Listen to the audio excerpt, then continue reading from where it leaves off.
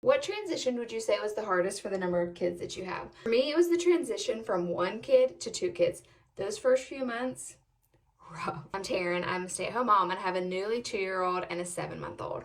About 17 months apart. And I feel like we are just getting to like a smooth rhythm. Actually, it was probably when I sleep trained my baby, so the last couple months have felt easier. But those first few months, before I had kids, I was a special ed teacher, and then I was a live-in nanny for a family. I worked a minimum of 12 and a half hours a day. She woke up to me and went to sleep with me. I had 1 day off every 2 weeks. So I felt like I really, obviously I didn't birth her. She was not my kid, but I felt like I got a lot of experience of what having a kid would be like.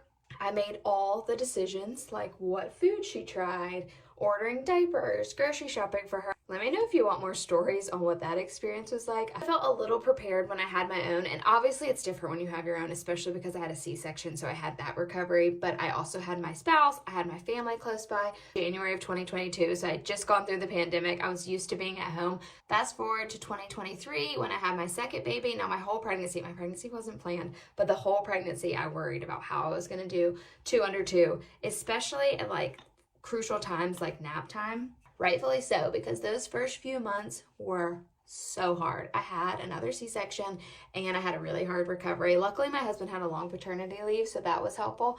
But I would cry thinking about when he was going back to work. And just the thought of 2 babies needing me at the same time and having to balance that was so hard. I searched on this app nonstop. I followed every mom I could find that had 2 under 2. I just played it out in my head all the time of how I was going to handle nap time, how I was going to handle bedtime, what I was going to do if they both were crying and needed me. You know what?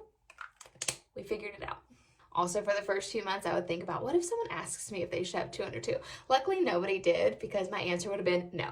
But now they're and they're only 7 months and 21 months, but they're so cute together, and they're starting to play with each other. The baby loves my toddler. They're very interactive. We are definitely getting into that sweet spot that I heard so many moms talk about. I would say the transition from 1 to 2 really rocked my world. You heard the saying, I've heard so many people say that having 1 baby feels like 1, having 2 baby feels like 2, and having 3 baby feels like 10. TBD if we test that theory out.